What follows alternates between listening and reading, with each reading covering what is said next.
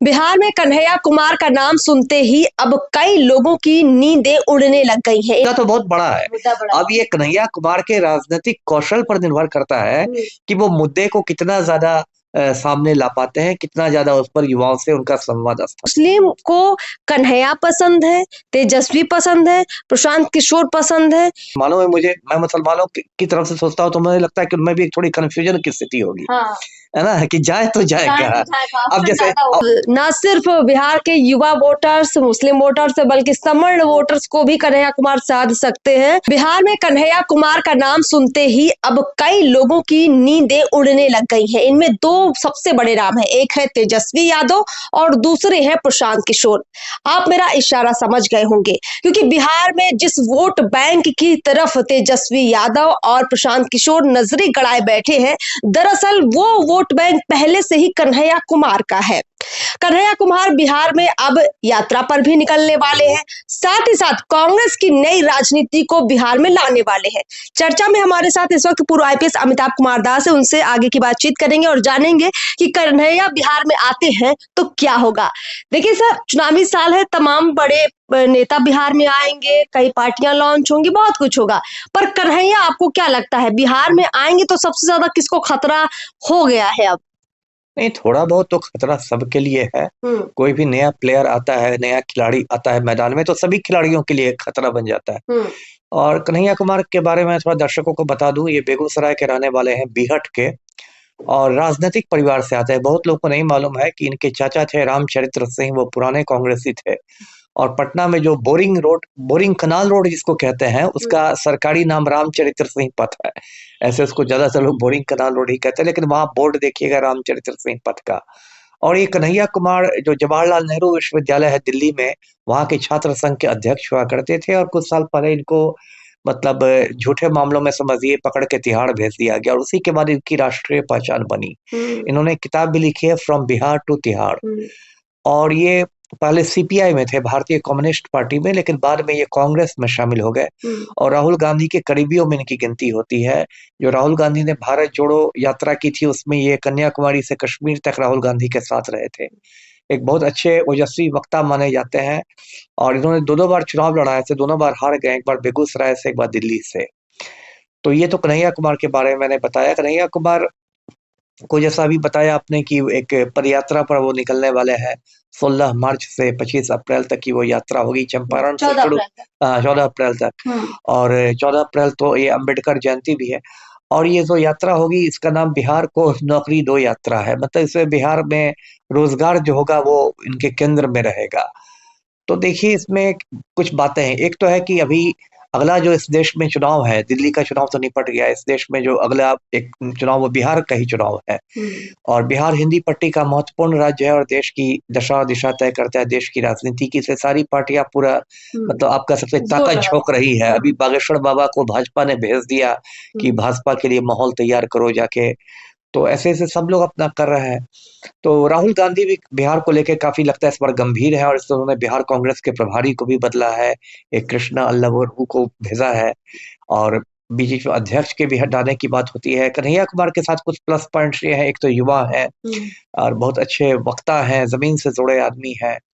और मतलब कुछ लोग तो कहते हैं कांग्रेस उनको मुख्यमंत्री का फेस बना सकती है, लेकिन मुझे ये दूर की कौड़ी लगती है। हाँ, ये बात जरूर है कि कांग्रेस उनको एक स्टार प्रचारक के रूप में बनाएगी, स्टार प्रचारक के रूप में। और देखिए, ये नौकरी को जो उन्होंने केंद्र में रखा है, ये एक वो तो सोची समझी नीति है।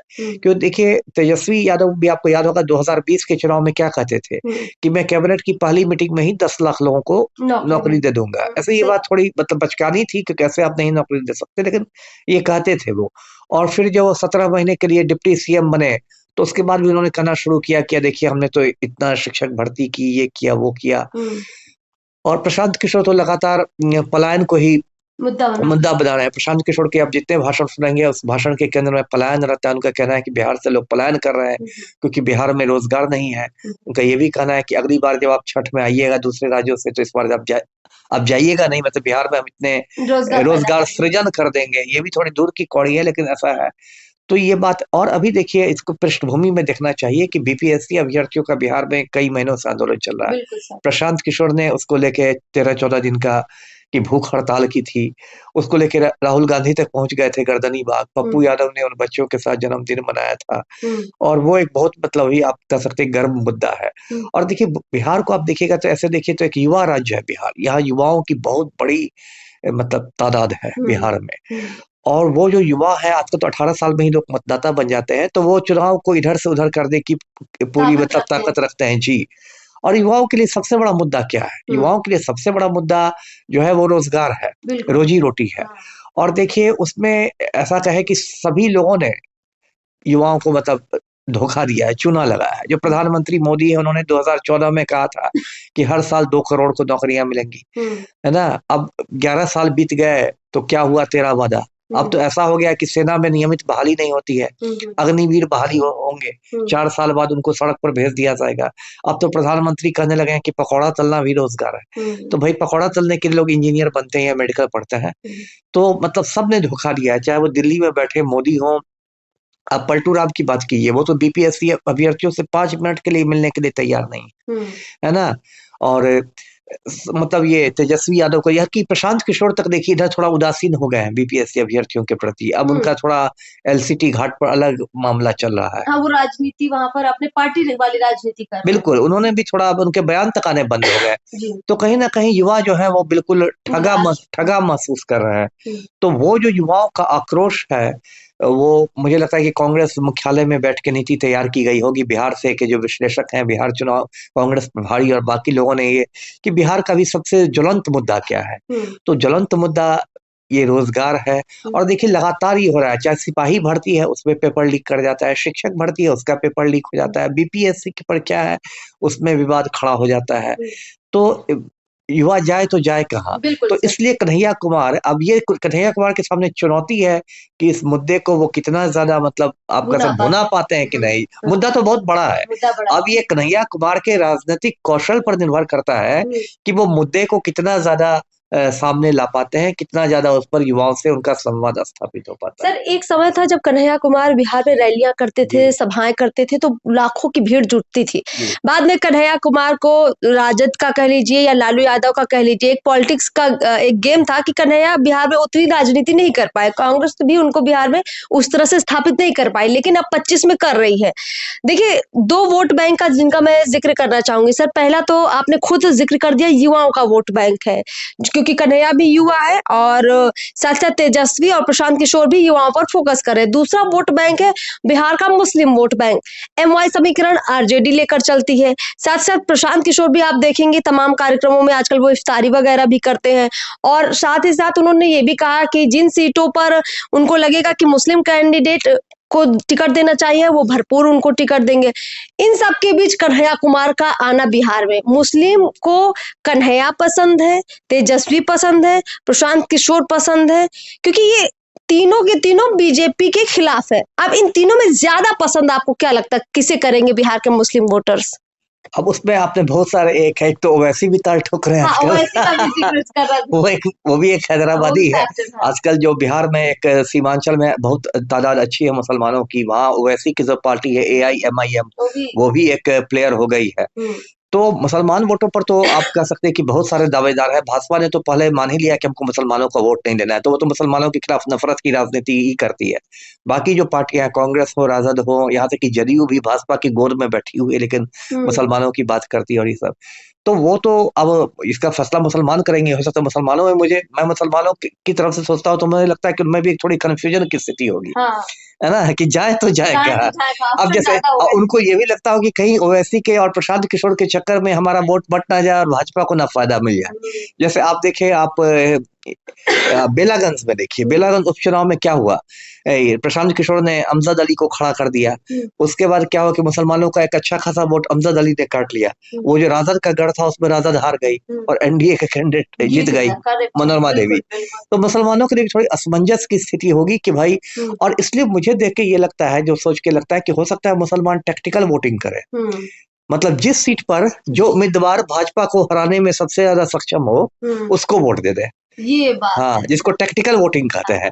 मतलब हो सकता है कि किशनगंज में वो मुसलमान ऑल AIMIM को वोट दे दे, कि किशनगंज में वो पटक देगा भाजपा को, और वो मुसलमान, वही मुसलमान हो सकता है गोपालगंज में राजद को वोट दे दे वो मुसलमान लोग, कि वहां भाजपा को राजद पटक देगा, और किसी सीट पर हो सकता है वो जन स्वराज पार्टी को वोट दे दे, कि वहां वो भाजपा को पटक देगा। तो इसको टैक्टिकल वोटिंग कहते हैं, जो कुछ राज्यों में देखा जाता है कि मुसलमान लोग किसी एक पार्टी के पीछे नहीं जाते हैं, बल्कि क्या करते हैं कि जो भी पार्टी बीजेपी के खिलाफ सबसे मजबूत उनको लगती है, उस पार्टी को जाके वोट दे देते हैं। लेकिन तो इसका एक नुकसान भी है कि जब बात बहुमत की आएगी, अगर टैक्टिकल वोटिंग करेंगे तो किसी एक की तरफ इतना वोट नहीं आ पाएगा ना कि वो सीधे सीधे राज्य में सरकार बनाने के काबिल हो जाए, तो इससे भी तो नुकसान ही होगा।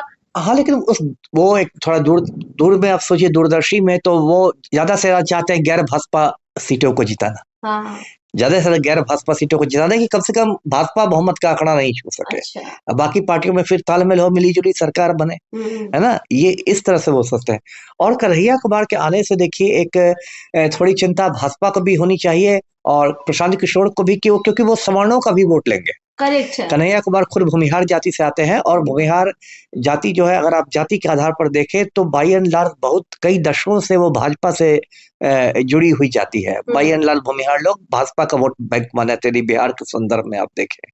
लेकिन कन्हैया कुमार को अगर कांग्रेस इस तरह से प्रोजेक्ट करेगी तो एक प्रशांत किशोर का जो सवर्ण वोट बैंक है उसको भी थोड़ा खतरा है, और भाजपा को भी थोड़ा कन्हैया कुमार डैमेज पहुंचा देंगे, यदि कांग्रेस उनको स्टार प्रचारक की तरह दिखाए। बिल्कुल, मतलब न सिर्फ बिहार के युवा वोटर्स, मुस्लिम वोटर्स, बल्कि सवर्ण वोटर्स को भी कन्हैया कुमार साध सकते हैं।